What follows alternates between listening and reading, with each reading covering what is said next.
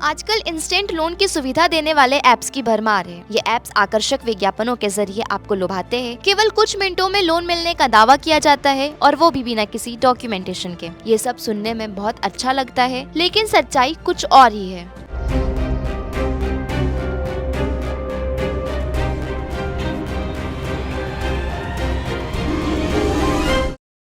आइए जानते हैं कि इस इंस्टेंट लोन ऐप्स के बुने जाल में लोग किस तरह फंस रहे हैं। लोन ऐप के चंगुल में फंसकर कैसे पूरा परिवार तबाह हो जाता है, इसका एक केस मध्य प्रदेश की राजधानी भोपाल से सामने आया था। पिछले साल यहाँ एक शख्स को लोन की रिकवरी के लिए इतना प्रताड़ित किया गया कि उसने 2 छोटे छोटे बच्चों और पत्नी के साथ सामूहिक आत्महत्या कर ली। एक और चर्चित केस में भूमि सिन्हा नाम की महिला को रिकवरी की आड़ में प्रताड़ित करने के लिए उसके सभी कॉन्टैक्ट्स को भूमि की मॉर्फ्ड फोटो भेज दी गई। ये जाल कितना जानलेवा हो सकता है, इसका अंदाजा सिर्फ एक आंकड़े से लगाया जा सकता है कि इस स्कैम की वजह से अब तक भारत में लगभग 60 भारतीय आत्महत्या कर चुके हैं। सबसे पहले आपको अट्रैक्टिव एड्स भेजेंगे। जैसे ही आप उन एप्स के जरिए लोन लेने जाते हैं तो आपसे कुछ व्यक्तिगत जानकारी मांगी जाती है। ये जानकारी न केवल आपके बैंक खाते से जुड़ी होती है, बल्कि आपके फोन के कॉन्टैक्ट्स और दूसरी पर्सनल जानकारी तक भी पहुंच सकती है। जानकारी देने के 5 मिनट बाद ही लोन का पैसा आपके खाते में आ जाता है, लेकिन यही से आपको फांसने का सिलसिला भी शुरू हो जाता है। जो पैसा आपके खाते में आता है वह तय राशि से 30 से 40% तक कम होता है। प्रोसेसिंग फीस के नाम पर बाकी राशि काट ली जाती है। लोन देने के पहले ये कंपनियां छोटे छोटे शब्दों में शर्तें लिखती है, जिन्हें अक्सर लोग ध्यान नहीं देते हैं। ऊंची ब्याज दरें, छिपे हुए चार्जेस और रिकवरी के कठोर तरीके इसमें शामिल होते हैं। कई बार लोग लोन नहीं चुका पाते हैं और फिर उन्हें धमकियों का सामना करना पड़ता है। आपके कॉन्टैक्ट्स को फोन किया जाता है और उन्हें आपके बारे में गलत बातें बताई जाती है। रिकवरी के लिए ये लोग आपकी प्राइवेसी का दुरुपयोग करते हैं। याद रखें, मुफ्त या जल्द पैसे मिलने वाली चीजों में अक्सर कोई ना कोई धोखा होता है। इसलिए ऐसे ऐप्स और ऑफर्स से बचें। लोन लेने के लिए असली बैंकों पर ही भरोसा करें। आज की सूरत ये है कि तमाम प्रतिबंधों के बावजूद भारत में अभी भी कई इंस्टेंट लोन के ऐप्स बंद नहीं हुए हैं। इन ऐप्स के तार विदेशी कंपनियों से भी जुड़े होते हैं, इसलिए इन्हें इतनी आसानी से ट्रैक नहीं किया जा सकता। फिर भी अगर आप या आपका कोई करीबी इस तरह के स्कैम का शिकार हुए हैं तो तुरंत साइबर क्राइम सेल से संपर्क करें। ऐसी ही अन्य खबरों के लिए फॉलो करते रहिए द फोर्थ।